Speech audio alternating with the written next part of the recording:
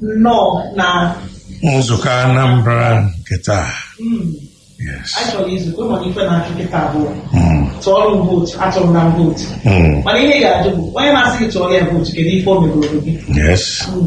And ka anyị nọ na nzukọ Anambra ije na National Assembly mana State Assembly ọkwa nzukọ ka ọ na-abụ. So na ọkwa nzukọ a ka anyị nọ ka anyị tinye ọnụ n'okwu dịka o ji wee metụta anyị.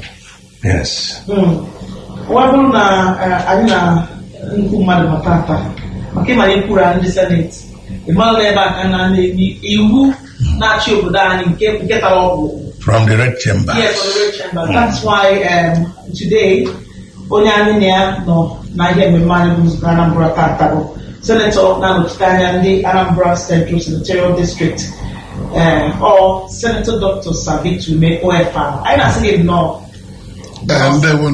Ndewo na ndị be anyị na-ege ntị ọ ga-adịrị unu mma.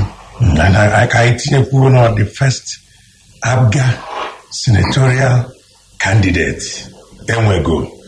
Yes. Nke a dịkwa on record. Nke a bụ first APGA senator.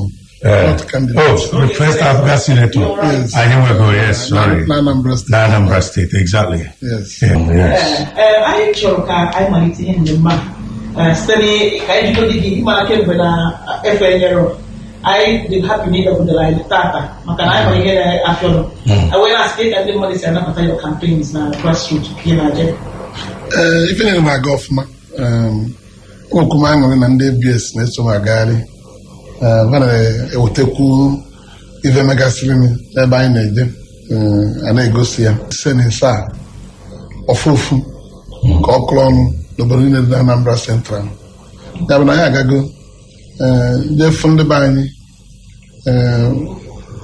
kọọlụ gị ebe m megoro mana ebe ga-agbagwoju gị anya bụ na ebe m bịa ka m kwuo ebe m mere ka na-arụzie nkọọrọ m ebe m mere na fa na-afụ ebe m na-eme ya bụ mee ebe a na-eme ọ dị mfe ọfụma ọbụrụ onye agwa gị ibe na-eme ebe m na-ejegasị ịmara na ndị Igbo n'eziokwu fafụ ife dị mma fa na-ekweta ndị na-ekpogharịcha ya tọrọcha eziokwu ọkpa emecha eziokwu ese n'elu ndị Igbo ma onye mbụ ndị Anambra steeti ma onye mbụ ndị Anambra Central ma ọfụma ya bụ na abụrụ m onye ọfụ n'ife a na-eme onye m ga-asị na ndị Igbo ma ife m na-eme ife dịka 10 afọ abụọ gagoro aga na-etu si ekwu okwu maka ọnọdụ ndị Igbo na Naịjirịa nke mere eme ka m jee na seneti ụmụaka machapụ ada ekwu okwu okenye ụmụaka amalụkwugo.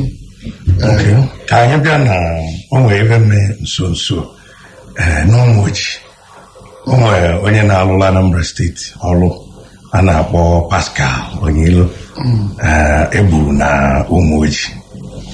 Ụfọdụ na-akọ epostie ya ma soshal midia, ụfọdụ na-asị n'oge nwere zijebe ka eje tọta mmadụ nke a mechazie MD CEO ABS Uche Nwora wee sị na aka ya adịrị ya. Anyị chọgada ile anya ka anyị nwale pozishọn na detainment. Ọ ya bụ ife na-agwa gị na onye gị na ya na-agba mgba iwu dara anya ọta ga-alụ ịma na ike agwụ gị na nwezi ife ọma ọ ga-eme gị. Ife a na-emezi bụ etezi ya kọta ụlọ wee tụọ m ọ bụrụ sọsọ na onye nke a ekwuru na ọmụ zigara ka onye tụtara m ụmụaka na-abụ m ga-eji gwọ ọgwụ wee nweta mmiri wee jee sineti maka ife a na-akọ na nya m na-etinye ọmụ ọ gbọrọ onye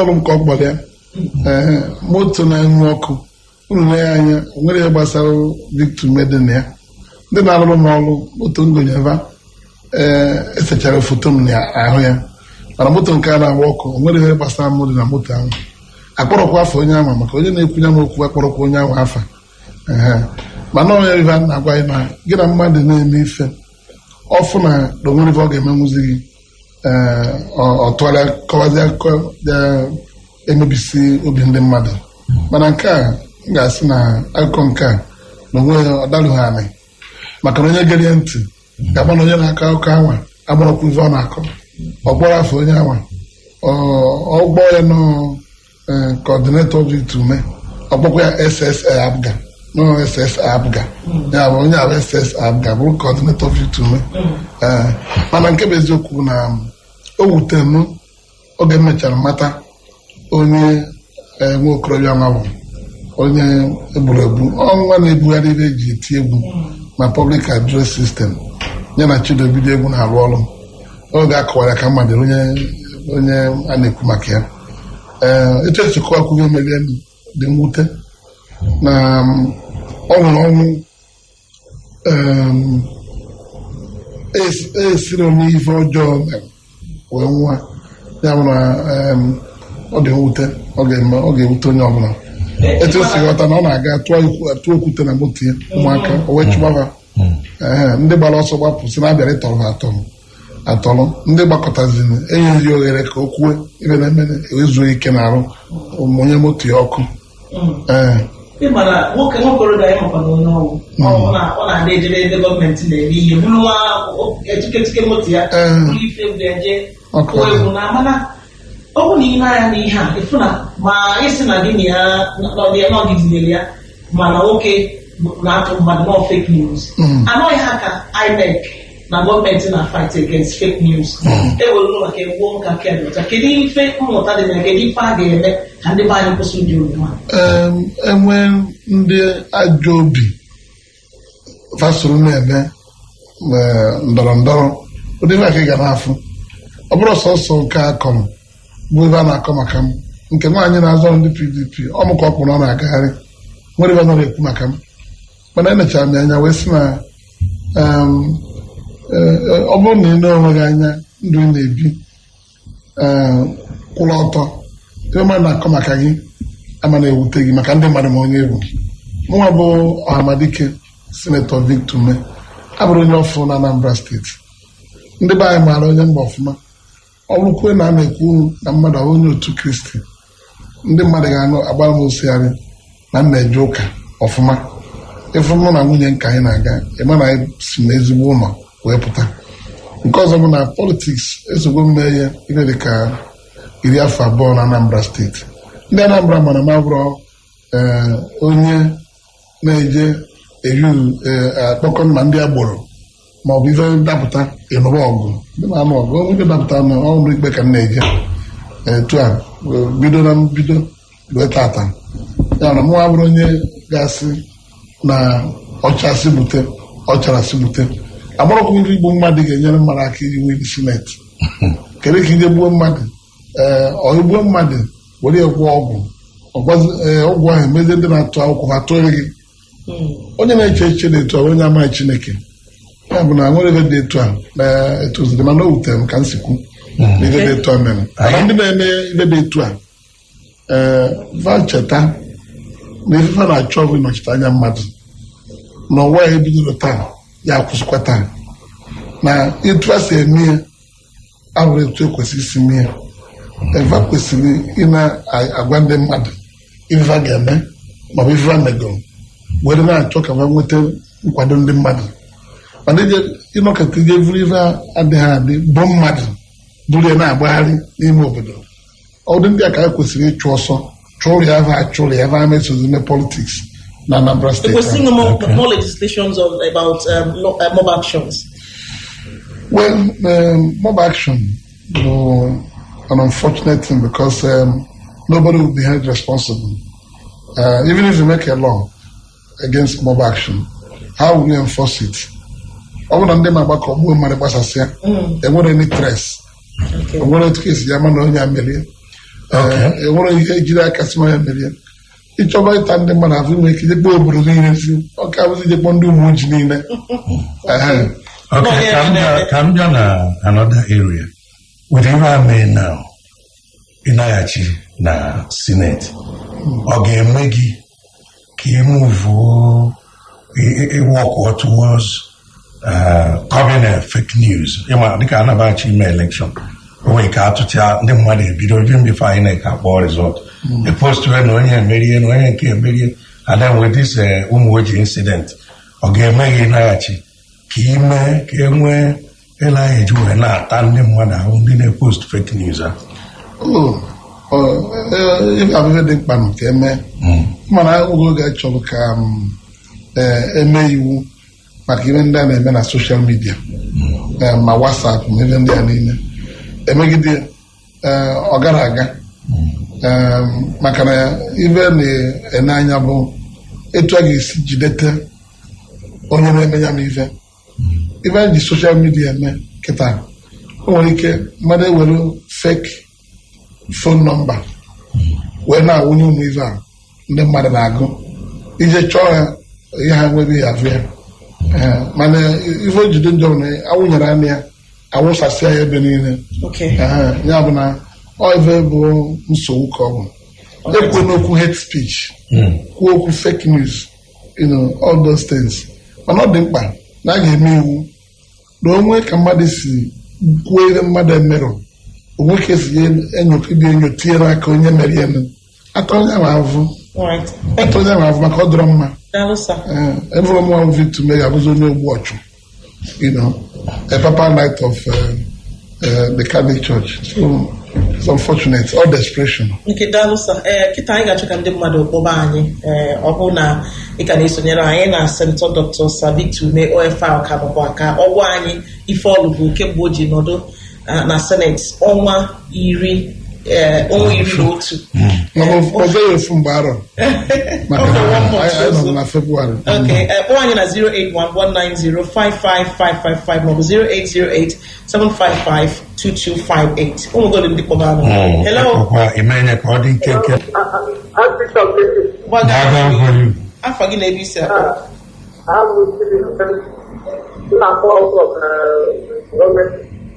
Gọọmenti House, ngwa tinye ọnụ.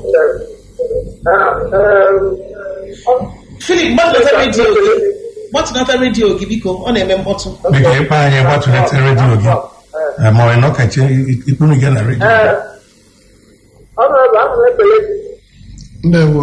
Biko, ihe m chọrọ ịjụ bụ ndị Igbo nọ na Naịjirịa ihe ha na-eme maka ọnọdụ Igbo.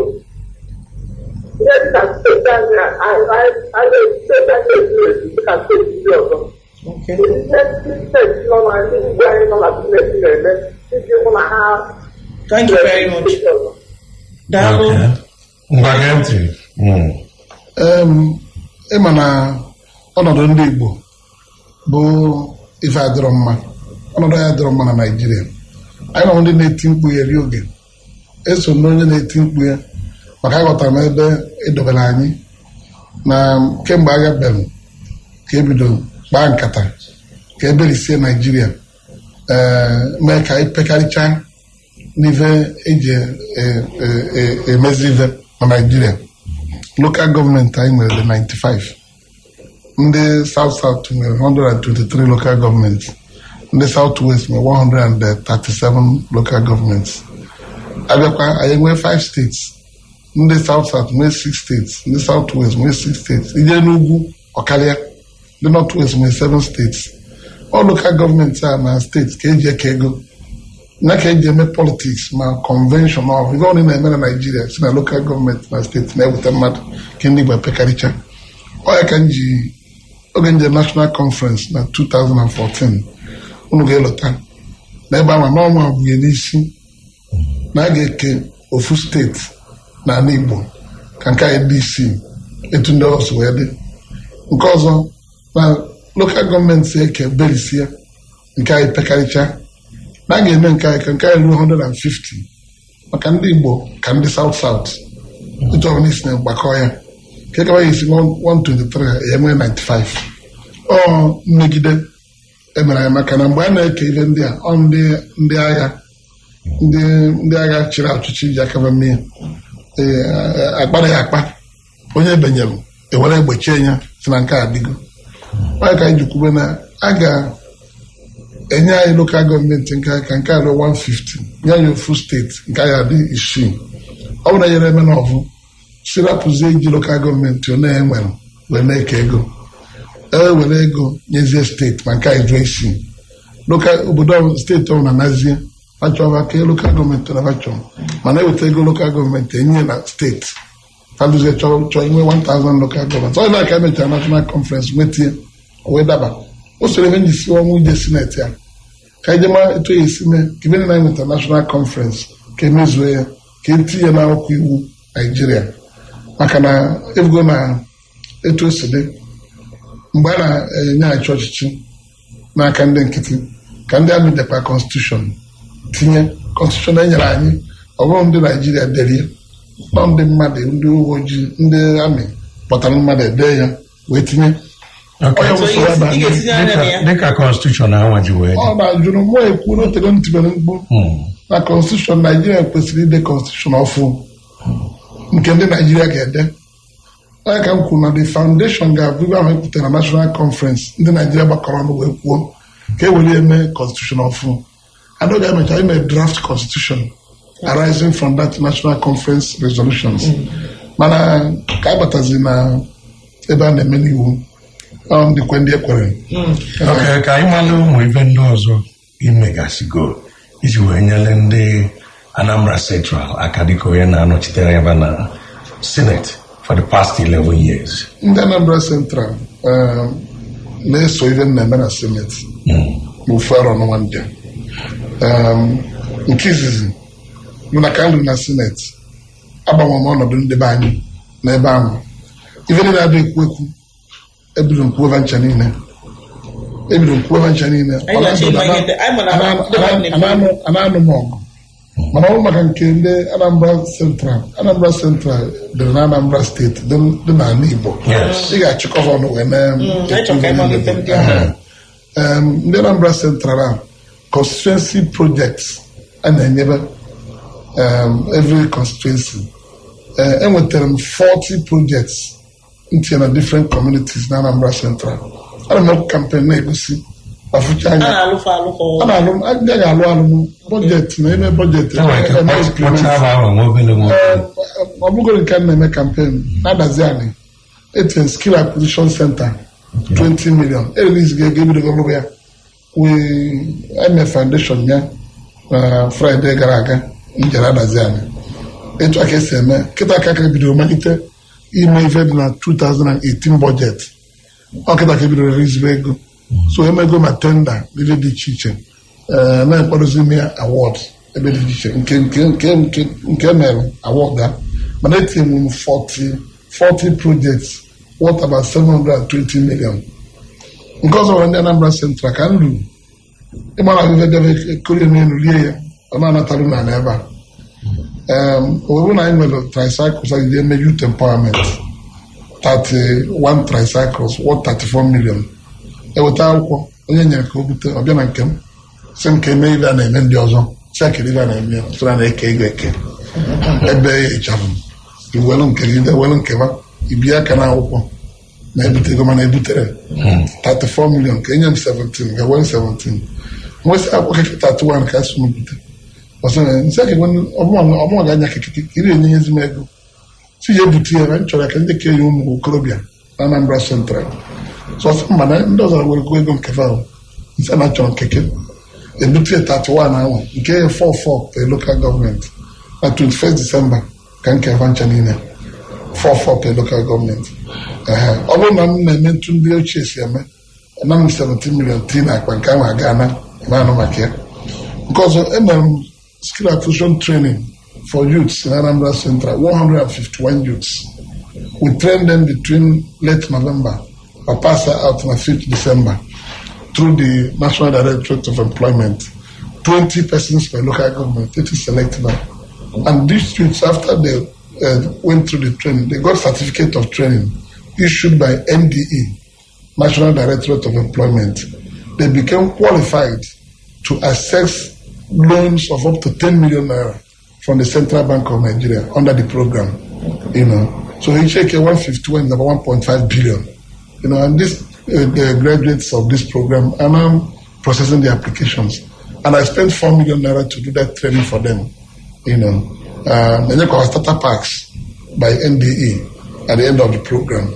So, ATM scholarship scheme for students in Makuko, 70 of them, 10 per local government. tier committee select have in Anambra Central with 58 communities, but I'm in 70, 10 per local government. Overall, Anambra Central, one beneficiary. And then, if I work to Baka, I talk with you, when they pass medicine and surgery, by university, architecture, engineering, pharmacy, accountancy, the best of the professions, but nobody to train them. So I have taken them, and 70 of them up on 17th December, 7 million naira. I gave them 100,000 naira flat. Okay. You know, and I'll train them till they graduate. All right. You know, so in a Agali, in a full, it was a metal the mother. Aka, I want one of them the mother. Also, when they make campaign in the women empowerment program, Kitan. Women empowerment. Women empowerment program. I'm giving women 50,000 for the petit trade magazine across the senatorial zone. And I want it to go for them, but they won't. If I just select one, I like Papa, and they'll be a negotiation. Everyone, I join the and follow the road. On the banana, on the leg or not. I got to know if it will be near me. It was a select, and that I'm happy. And then I work when the Costa Rica, okay. Only 50,000 dollars, never, but About Friday, about yesterday, they for 380 women, and that is 19 million naira. Okay. You know, so. Hello. Okay. How far you be, sir? I have a doctor. It's about eventually not. Okay. Well, because we are called in Kenke. I get that down and work out one on a studio or Jalacha in a to make on the Nibo. Although for me, Central Anambra go to. Today is right again at the which is young, one very important. Never Papa to do. Take the EFCC, I think on them again. Even though we know the yellow mother can only reach it, with the top of the sea, or tiny choro. Okay. Go and go around with the name of the ticket, then 50,000. I will tell you to hack Thank you, sir.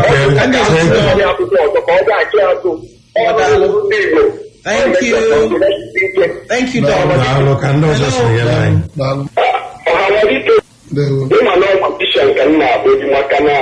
If you tell me to a lot of people to you can you manage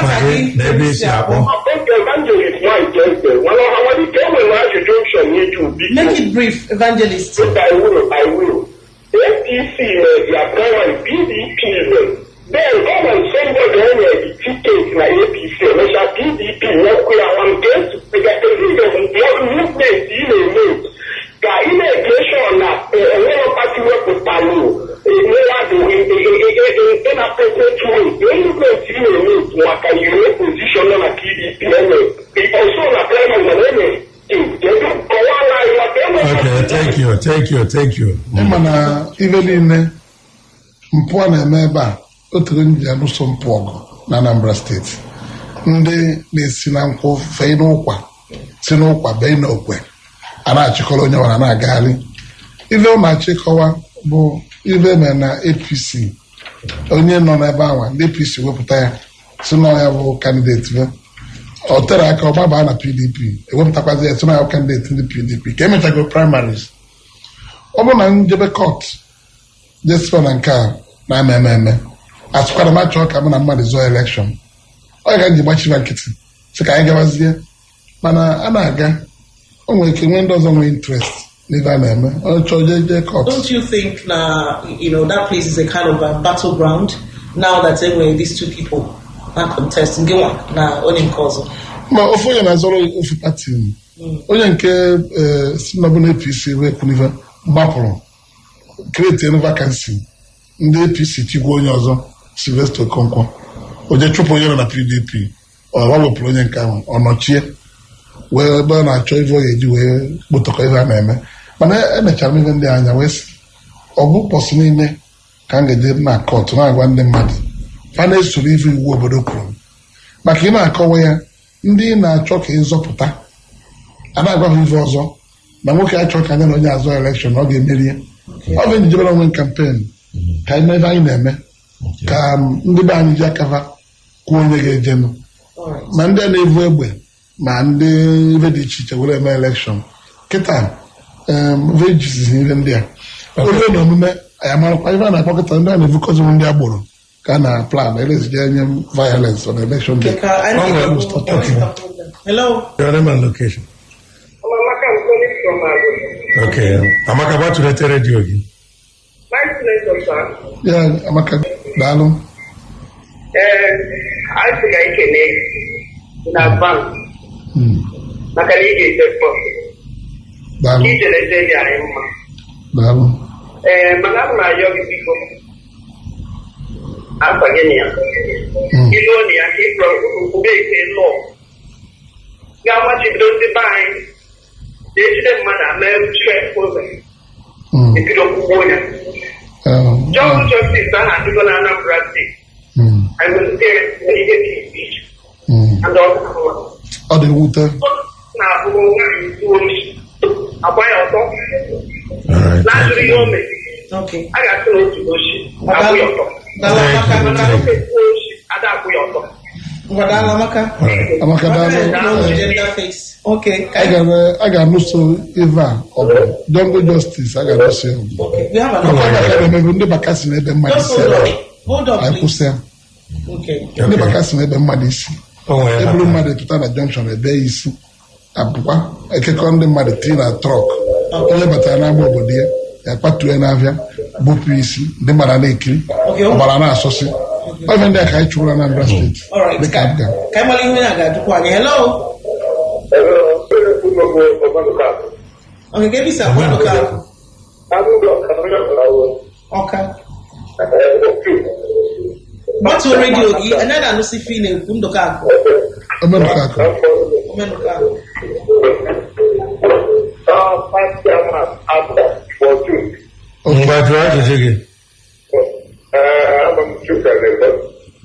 Just go on. Somebody else.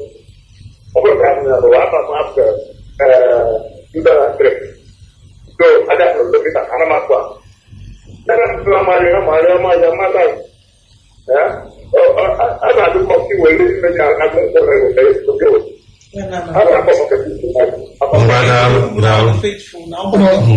Ọ sịrị ọma ọfụma ọ ma ife na-eme mụ anọgo na Afghan from 2002 till today anọgo m Afghan 17 years onwere pati ọzọ m na-eje ebe a ebe m nwere nchekwube n'ebe a ka ndị Igbo ga-esi wee nweta ife na-achọ na Naijiria.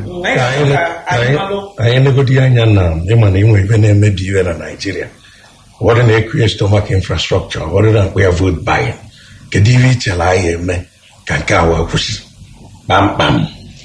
Ife a ga-eme n'ogo ịgba mbọ fụ na ndị mmadụ nwere ife a na-ame enyere ndị mmadụ aka onye ka njibido agụụ so emeni onye avụrụ ife onye eri ọsọ aka na anị ife onye ị na-agwa ya na ego na-atụ vootu ya na ego wee tụọ vootu ọ bụrụ onye enye ego ọ naghị ego mana ife a na-achọ ịkọwa bụ na onye ọbụla nyere gị ego ka ị wee tụọrịa vootu ogologo vootu gị ọ banye ojuru ha ụgwọ eme ajụ ka ebe ọ na-alụ kere ebe ọ mere ụlọ maka ọkwụgwọ gị ụgwọ ọ ga-anọ 4 years ahụ nwere ihe ọ ga-emere ụlọ ya na ọ ka mma onye nyere gị ego nara ego tii na akpa tụọ vootu n'ebe ị kwesịrị ịtụ ya maka onye ji anọchite anya gị ọfụma.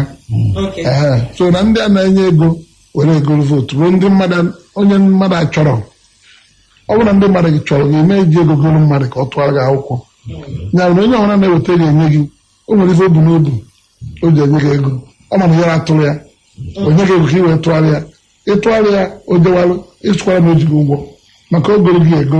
Nke a bụ okwu a gwara ndị ga-atụ vootu ebe maka ndị bụ ha na-akọndọkt elekshọn ndị INEC maka na ihe onye ọbụla na-enye ha anya n'aka bụ ka anyị mee ihe etu esi wee chọọ anya. Oge abụọ oge a na-ekwe nkwa onye na-ekwe nkwa na ya emere ihe ọfụma ịbụkwa azụọkwa abịa ụsụ ya na be gị mara akpọ gị sị gị na ada afụkwa brek light gị ị na-asị aka nke break light na ị kwesịrị ịga jụ ese ndị dị arụ ọrụ gbasara na-eme election. Ọ bụrụ etu aka o kwesịrị ịdị. I have continued to preach ka anyị nwee proper democracy in Nigeria, proper due process. So ọ bụrụ na anyị na-ekwu na-ebe ife ọzọ ọ bụrụ mbọsọ ya adị mma maka na ndị ga-eme election na ndị ga-atụ atụ onye ọra nwere ọrụ o kwesịrị ịrụ ka Naijiria wee dị mma ka obodo anyị wee dị mma. Ị bụrụ onye na-arụ na INEC ụgwọ ọnwa gị kwesịrị izuru gị, akwụkwọ gị wee rụọ ọrụ gị otu ị kwesịrị maka ife ga na-ene anya bụ ka eme ya ka ndị mmadụ ji aka wepụta onye ga-anọchite anya maka ọdịmma obodo. Mana ọ bụrụ na nke n'ihi achụ oge abụ oge eji akpagharị a na-akpọ gị na fora na-agwa gị efugo ndị a ọ ndị a ka ije na-abụ na-ekwu onye ọbụla o nwere electoral act amendment nke prezidenti asanụrụ kịta. That electoral act bụ ife anyị ji wee checkmate all these nefarious activities. Onye na-abụ presiding officer mmekọta dee result ajọ correct, anyị dere na electoral act a ga-atụ ya nga. There's punishment for that. Onye de na result wetie esign ya ọbụna dị mutilated ị ga-eje nga. President asanịrị ya mepasị gwa gị bụ na ị na-ekwu ụkwara ife a ga-eme ka o wee dị mma. Ọ na president asanị ya kịta emetụ ọ ga-asanị ya ife ọ na-ekwu na na-ekwesị iwetie 60 days before the election na ebe wetere less than 60 days before the election na na-use an election ahụ ya na emecha election ahụ sign ya ewere echere iji abụ iji aga eji nwa ya wee na-eje. We need to take a look at if we get melody constituency gị. Like ị naghachi na Senate na kedu ndị constituency ya na-atụ anya n'aka ya. Ile anya ofu 11 months ka nọ because practically most of the things I know they under 8 months for me. I get break in August bido October. So na nke mmele eme nwere ekpe ọnụ sịla magician abụrụ magician ibe mmere bụ na anya m dị na ife a na-eme ana m esochive anya ma ọ bụ na within 1 year ka nje sponsor bill for the establishment of one federal university in Anambra State, Federal University of Education in Aguleri. Ebere m ya na April pass ya na 28 November ọkwụrụ kịta ọnụ na House of Reps for concurrence and I'm sure as soon as the election is over the concurrence will be gotten from the House of Reps. The work is going on now. If we get that concurrence of us signing it into law by the president, and we're going to achieve it. So, EJ February, the Maniva Nekes, over Kegi, again, lawful any report, again, conditional gauge, create new federal universities, polytechnics, and federal colleges of education. I looked at it. But one of the criteria in a senatorial district, federal university, federal polytechnic, or federal college of education. You know, Nana Anambra State is in Central. Anambra Zikiwe University, there, I have qualified. Nene South, and we federal polytechnic in Oko, we federal college of education, technical, no more there. Nene na North, come Anambra State and Meso Troivan. Nene Anambra North. Or whether any federal higher institution, whether polytechnic or college of education or university. Nata, they go to governor the report. Or even the campaign. And whether I remember Nata, when I governor Akbar, they go say governor I, Adnichaya, Oguchaya, Obanaka, or some cave again. And say, we have to pursue one. Because very soon, many people will start bringing requests. I don't know, some can throw a new university. Can be the lawyer. Call a standard world-class university. So, okay. Now, we just post tell Odua. Anambra North. This is the bill I want to do. But because you represent Anambra North, co-sponsor this bill with me so that I can do it. She agreed. So I started it. Tinyafia. Almost drive here from first reading, second reading and debate. I presented the debate.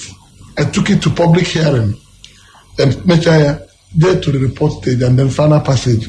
But an important thing I want to tell you is that when all these things happened, the Senate approved only 9 federal institutions, 2 universities, 1 for Northern Nigeria, Federal University of Technology, Kaduna, then 1 for Southern Nigeria, Federal University of Education, Aguleri. Ejemije dị na ya, o wee daba.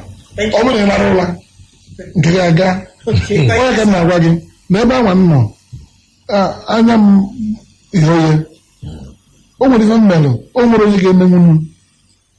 President with a list of commissioners, I get in EFCC in the commission. Every year, we're on your bononia, we're on your South Nonia, in the Southwest, we're mad nabo, in the Northeast, we're mad nabo, North Central, we're Phonia, Northwest, we're Phonia. Every year, the report, December 11th. I was happy, I was in the plenary. I got around the report, I went even for Alabama.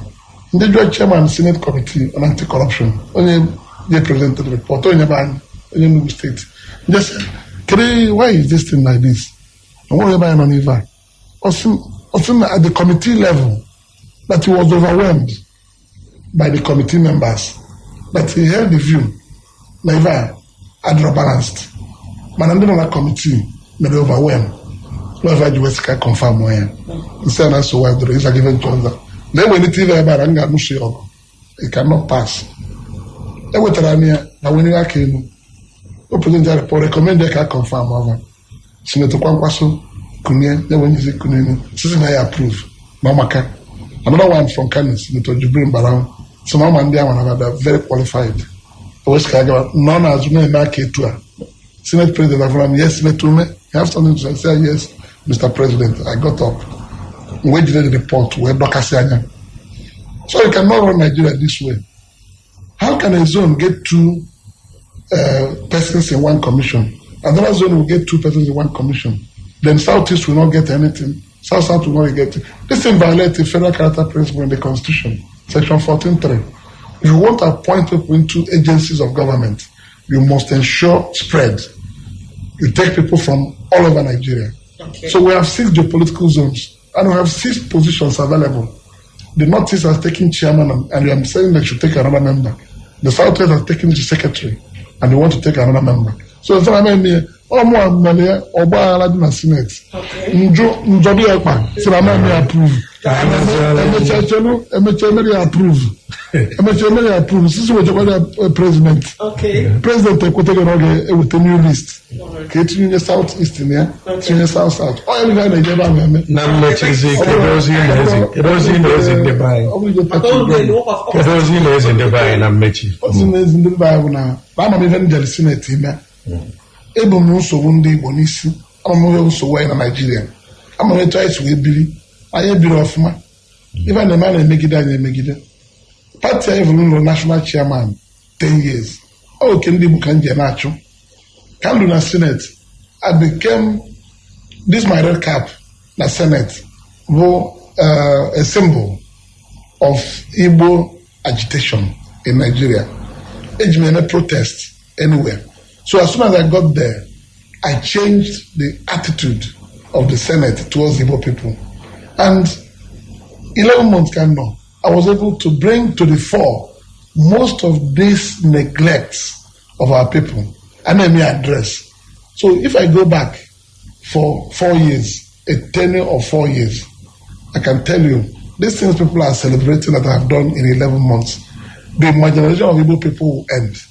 Thank you very much, sir. It will end because when I get with across, okay. I made I did my press conference in Ilu, and if you followed my activities in the past 11 months in the Senate or 1 year, things that are done in plenary, if I'm not satisfied with the way they are treated, I go and address the Senate press corps and tell them that this country called Nigeria cannot continue this way. You cannot continue to push the Igbo people down, and you want us to have one united country. I'm anchoring equity and fairness in the Senate as an agenda. I want every part of Nigeria to be respected. I'm not just saying only in Igbo, but even the Nigeria can honor round. Okay.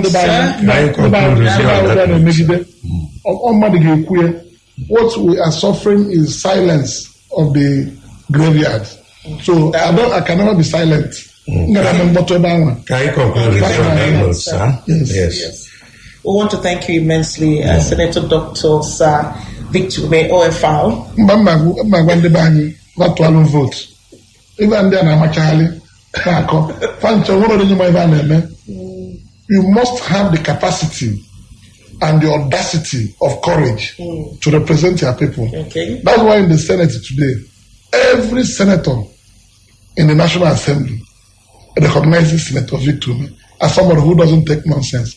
And if there's anything you consider in that chamber, if it is not in the interest of Igbo people, he will object. He will kick immediately.